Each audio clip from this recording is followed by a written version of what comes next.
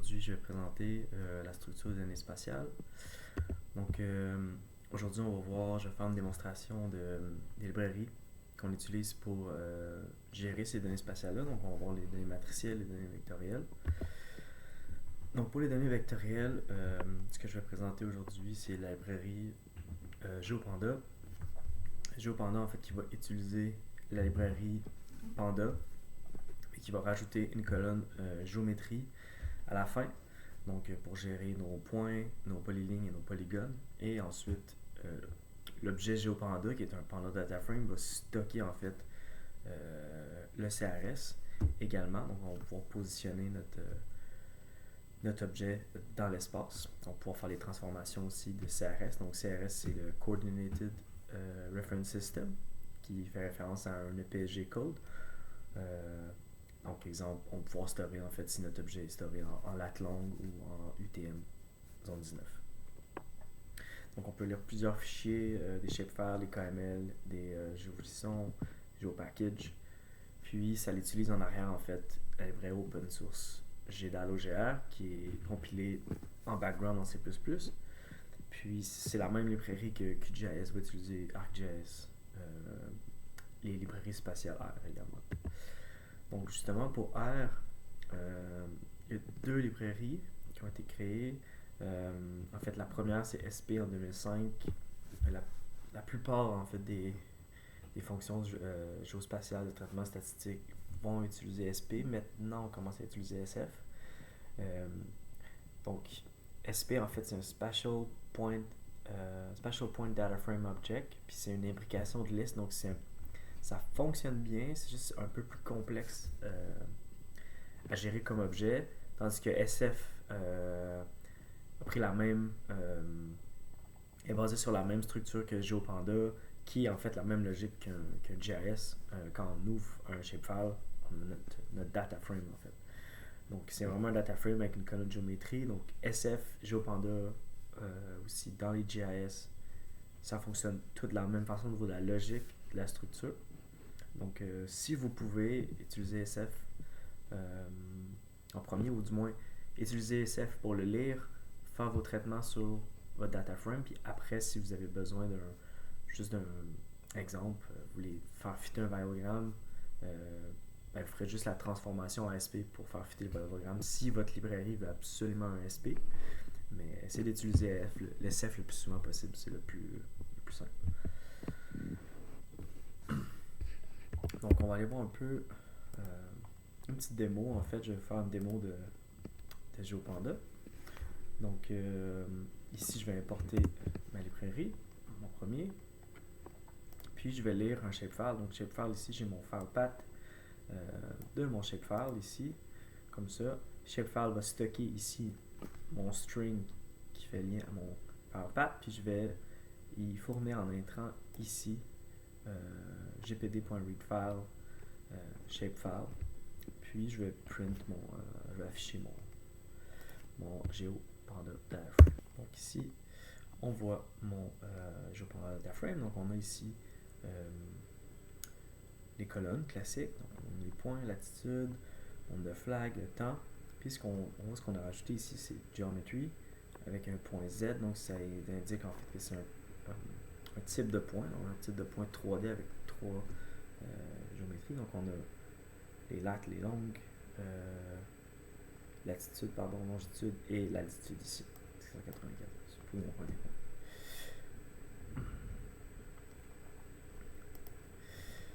Donc ici, shape.gpd, en fait, c'est mon GeoPanda data frame, ce que je viens de print. Puis on voit que si je fais .crs et j'affiche le tout, il va me dire en fait dans quel système de coordonnées il est. Donc étant 4326. Si je fais une recherche de ce code EPSG, je vais trouver que c'est un latitude-longitude, donc un système géographique.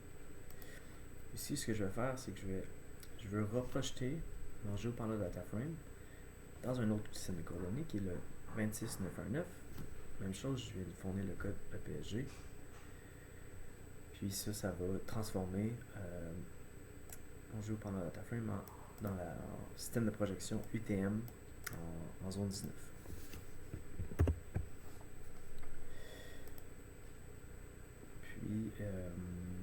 Donc c'est ça, je viens de le projeter en UTM. Je vais mettre l'index .id pour restructurer mon data frame. Puis ici, je vais enlever la première colonne parce qu'elle ne sert à rien. Donc ici, j'ai mon nouveau data frame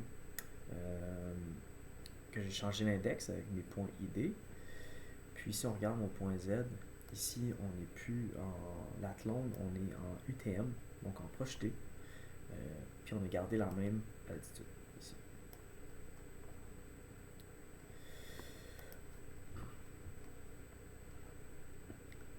Donc ce que je vais faire ici, je vais vous montrer en fait comment on peut parcourir cet objet-là. Donc on va le parcourir comme si c'était un data frame.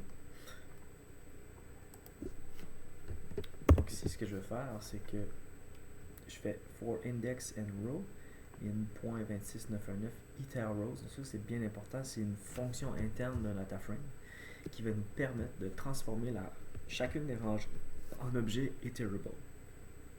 Cet objet iterable, qu'est-ce que ça veut dire en fait? C'est qu'il va stocker deux objets.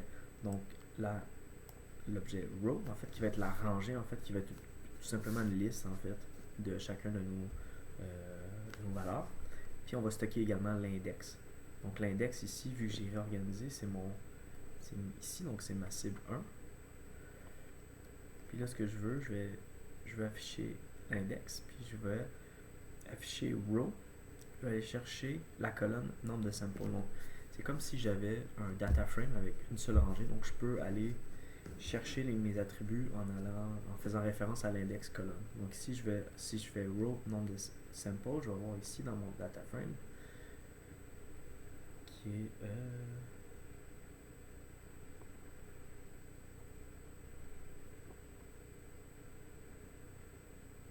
nombre de samples.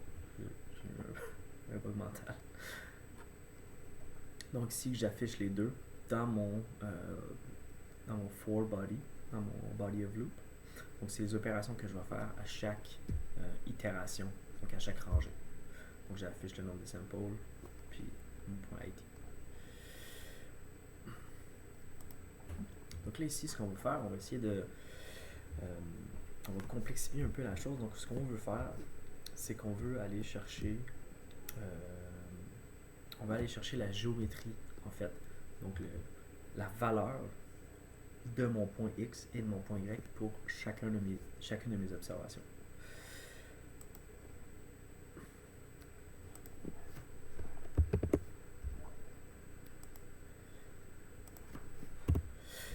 Ok, donc je vais faire, ici c'est le même code que j'ai fait en haut. Donc je vais afficher index et number sample pour chacune de mes rangées. Ça ne change pas. Par contre, ce que je vais faire en départ, c'est que je vais créer un dictionnaire vide que je vais appeler chord, puis que lui, on va venir stocker en fait la valeur X et Y dans ce dictionnaire-là à chaque fin de notre loop.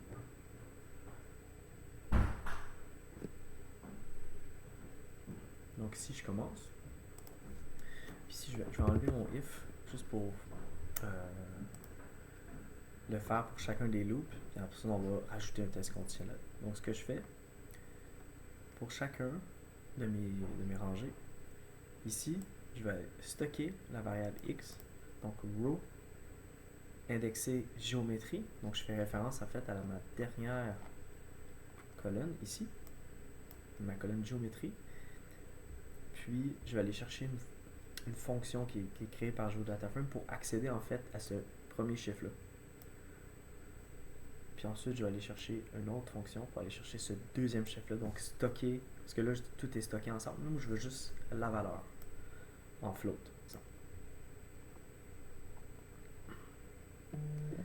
C'est ça ici en fait. Donc, rowGeometry.xy. Donc, on voit en fait que ça, c'est une fonction built-in de mon type géométrie avec mon type d'indexation. Donc, 0, 0, on va chercher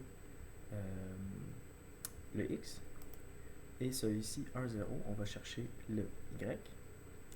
Si je vais stocker mon index, je vais l'appeler name en fait, parce que c'est le nom. En fait, c'est moi qui ai décidé d'écrire ça. J'aurais pu juste écrire index aussi. Donc, c'est le nom du point. Ce que je vais faire chord point update.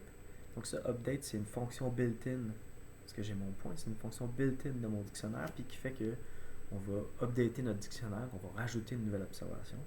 Puis mon nouvelle observation, elle est ici.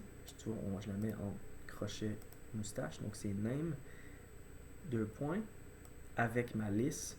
Puis cette liste-là va contenir mon XY, donc mes deux points d'observation. Puis ça, je vais stocker ça, donc je vais rajouter à chaque fois une nouvelle observation dont le name est la clé. Et ici, c'est ma liste avec mes deux observations. Donc, si j'enlève mon test conditionnel, idéalement, j'enlèverais le else aussi, puis je mettrais tout ça sur la même tabulation. Ce qu'il va faire, c'est qu'il va stocker ma coordonnée à chaque loop. Et moi, ce que je veux faire, en fait, c'est que je veux rajouter un test conditionnel, c'est-à-dire que je veux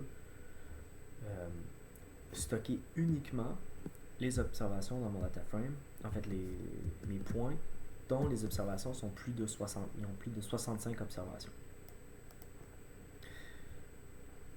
Donc en gros, mon nombre d'observations, en fait, c'est quand j'ai pris mon point GPS, exemple, j'ai attendu 30 secondes, mais lui, il a pris peut-être 80 observations, donc il a 85 positionnements GPS, puis il a fait une moyenne, puis il a dit, ok, ton point numéro 1, c'est la moyenne de 80 observations sur 30 secondes.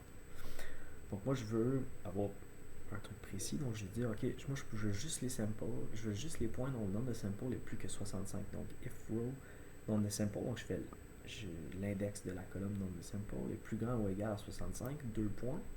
On voit que je suis ici, je suis en tabulation. Donc ça va être tout ce qui se passe ici fait référence à mon test conditionnel. Donc je vais stocker mon information. Et else fait juste nous printer meld, comme ça il n'y a rien qui se passe. Puis à la fin, on va afficher le dictionnaire correspondant. Donc ici, c'est mon body of blue, donc il va le faire à chacun des points. Si je trouve ça chiant parce que j'ai beaucoup de print, je peux les enlever. Donc là, il va juste on voit ici qu'il fait juste me stocker, me print en fait mes tests conditionnels. Donc on se peut douter que les 3 premiers points sont plus que 65 parce qu'il m'affiche S1. On voit en fait le résultat, puis le dictionnaire final avec seulement quelques points qu'il a stocké. Donc on voit en double le dictionnaire cible 1 avec les observations XY. Cible 2. Donc il a stocké uniquement ce que je lui ai demandé. Si je baissais exemple, si je mettais ça à 55, on peut se douter qu'il va avoir plus. Il y a pas mal plus de points. Donc voilà.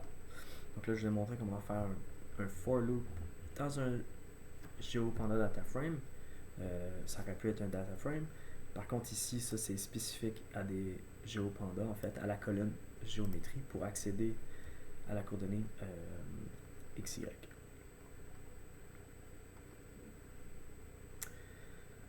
Donc voilà, on va aller voir un peu maintenant les données matricielles. Donc, dans Python, il existe Rastereo. Puis, c'est un peu comme GeoPanda, c'est-à-dire qu'on va utiliser des objets, des structures de données propres à Python, puis on va lui rajouter en fait des références spatiales. Donc, Rastereo utilise les NumPy puis ensuite, à cette grille-là de NumPy, on va lui rajouter en fait des attributs spatiaux. Donc, on va dire, ok, ta grille de référence, le coin en haut à gauche, il fait dans l'espace, c'est ça sa coordonnée. Et ensuite, la résolution, donc l'espace dans ma grille, est de 50 cm. Donc là, il va savoir exactement son NumPy, son raster, il est où dans l'espace. Nous, ce que ça va nous permettre de faire, c'est qu'on va pouvoir utiliser la librairie NumPy et tout son système de traitement numérique pour faire le traitement et l'analyse de notre raster. Puis ensuite, on va pouvoir exporter le tout en utilisant Rastereo pour dire, ok, maintenant mon NumPy final, exporte-moi là dans tel CRS en fichier TIFF. Donc on va pouvoir réouvrir dans QGIS. Donc ça, c'est pour NumPy. Il existe un autre type de librairie qui s'appelle Rio Xarray, en fait, qui va utiliser Rasterio pour ouvrir des fichiers raster, des TIFF par exemple, mais au lieu d'utiliser NumPy, il va utiliser Xarray, qui est une librairie qui devient de plus en plus populaire parce qu'elle est très puissante, très rapide, c'est compilé dans C++ en arrière. Puis en fait, ce qui est intéressant d'un Xarray, c'est que l'indexation est plus flexible, mais ça reste aussi très rapide. Donc on va pouvoir avoir des rasters en 3 dimensions avec 2 dimensions spatiales, par exemple la latitude, la longitude, et avoir une indexation temporelle. Donc si on aurait, par exemple, une façon de stocker des rasters de température et de précipitation, exemple de output de données de modèles météorologiques, puis tout ça va être indexé dans une façon que ça va être facile d'accéder. Donc on va pouvoir aller chercher ça avec nos latitude, longitude et le temporel. R aussi utilise un autre type de librairie qui est essentiellement la même chose que ce que je vous ai montré dans Python. Ça va utiliser digital en arrière. Ça va importer un objet de type raster, un objet matrice. On va pouvoir faire des traitements, réexporter en TIFF. Ce qui est intéressant, c'est qu'on va faire des raster stack. Donc, si notre raster a la même format de grille, c'est-à-dire la même résolution, la même étendue, on va pouvoir stacker plusieurs rasters ensemble et faire des opérations sur eux. Puis on va s'assurer en fait que une cellule va être à la même endroit pour les différents rasters. Donc, exemple, on veut un raster de hauteur de végétation, d'élévation, de pente. Et on s'assure que chaque cellule va être mise une par-dessus l'autre, donc va être à la même endroit dans l'espace.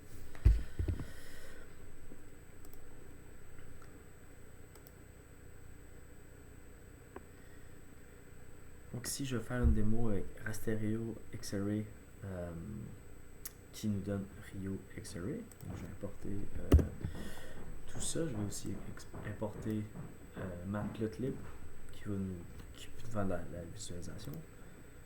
Ici, ce que je vais ouvrir un SDAT qui est un fichier de raster, un traitement Saga. C'est comme un TIFF. Donc je vais faire rasterio.open. Donc je vais utiliser Rasterio pour ouvrir mon raster. Donc si je donne le file path, fichier, qui me donne aussi, j'ai fait raster.crs, donc je voulais qu'il m'affiche son système de projection avec mon raster. On voit ici, selon les coordonnées, on est en projeté, on n'est pas en géographique. Donc je vais faire là, ce que je vais faire, c'est que je vais rafficher mon raster un peu plus gros, mais ce que je vais rajouter les points en fait que j'ai traités juste avant sur mon raster, parce qu'il va en fait il comprend en fait les systèmes de coordonnées, puis il est capable de les mettre ensemble s'ils sont sur le même endroit. Donc ici j'ai mon raster, puis j'ai mes points en orange de mon shapefile précédent que j'ai ouvert dans GeoParno. Donc étant donné que même si on n'a pas les mêmes systèmes de coordonnées, c'est des systèmes projetés UTM, donc ils sont capables de faire l'équivalent puis de les mettre à un même endroit parce qu'ils ont été pris en fait à cet endroit-là.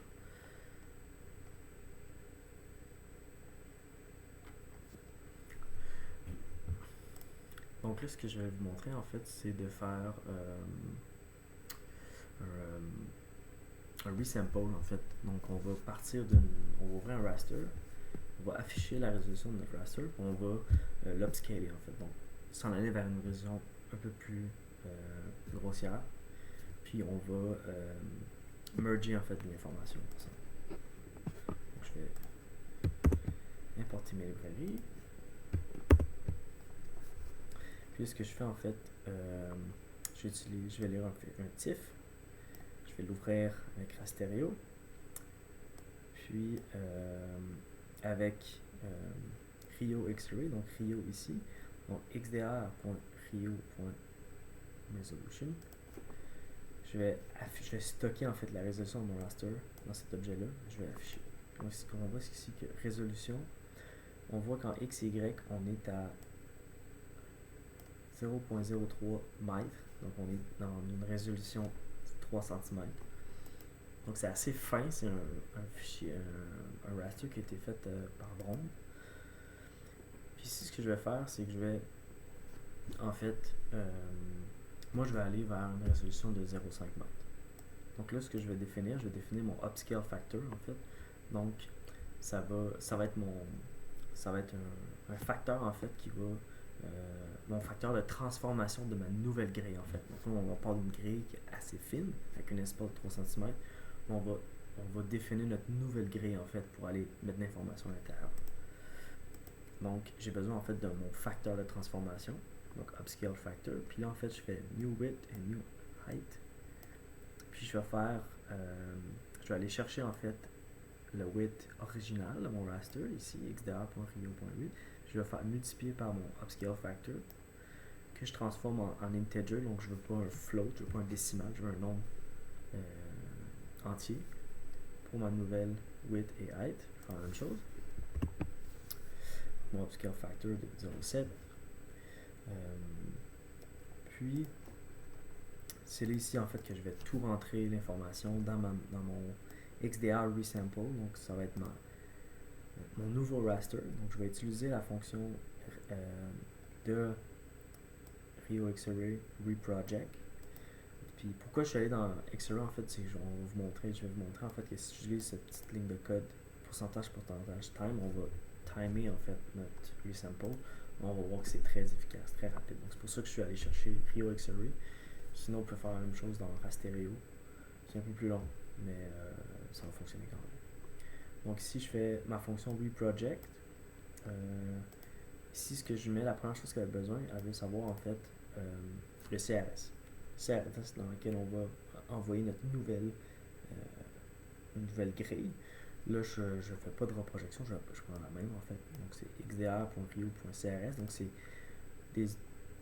des fonctions built-in de mon objet XDR qui est mon raster de base. Donc lui, il ne change pas.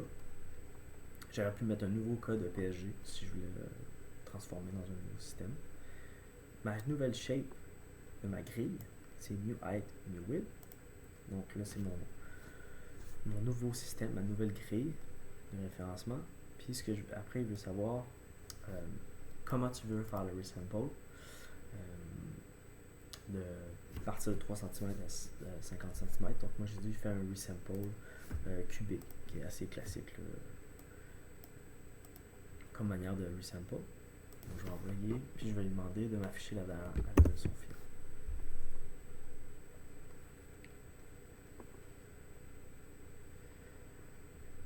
Donc on voit ici, on est parti à 0,5 cm et ça a pris 4 secondes. Ce qui est assez rapide en fait pour un fichier de cette taille.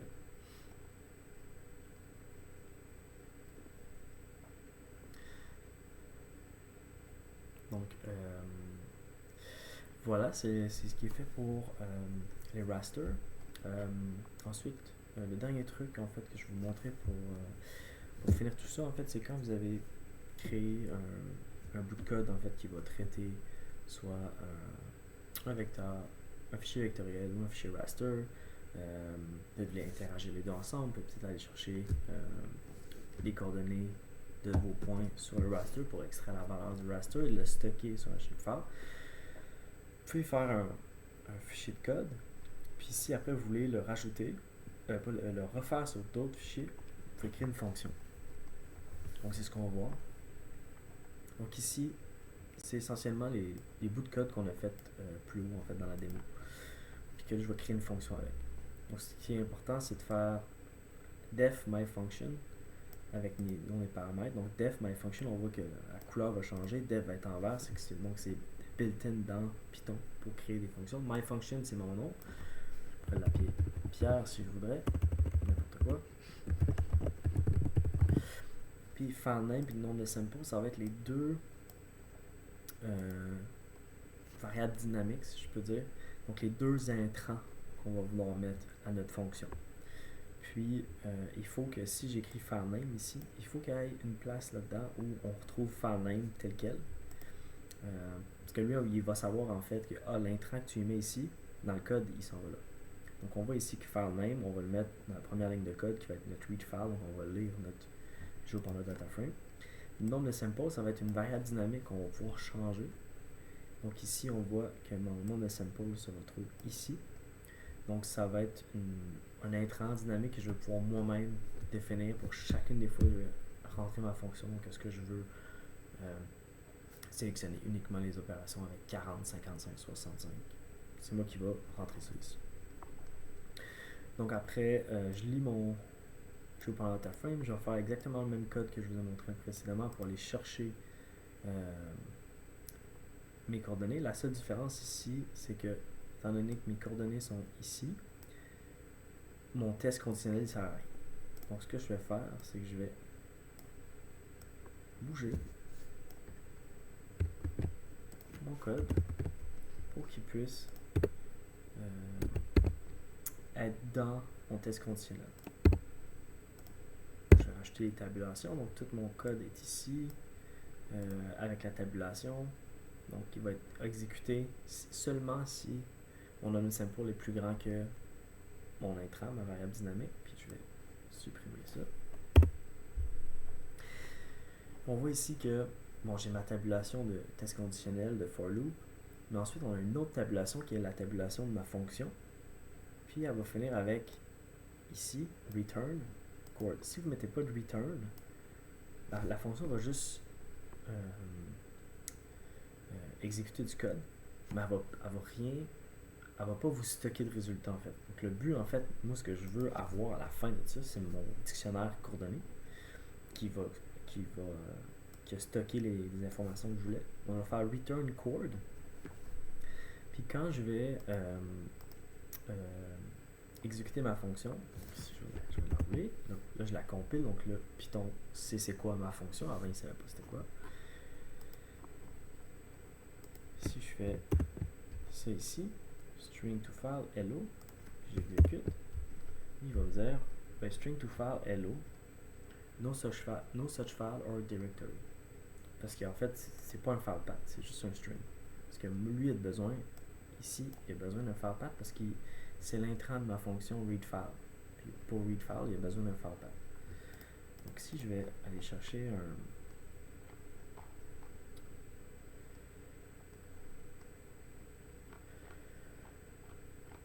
file path de mon GeoPanda data frame, si vous voulez ici.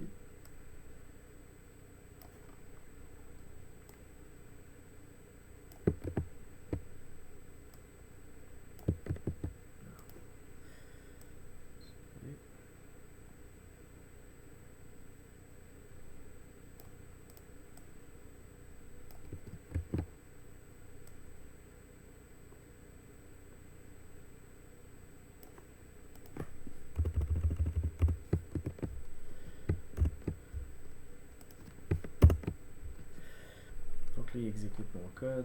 Je vais enlever print.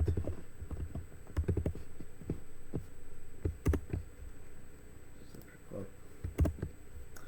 Je sais print là. Puis là, si je fais print code final, en fait, qui est mon objet qui a stocké mes coordonnées, en fait, parce que j'ai fait égal, donc il va stocker le résultat de ma fonction.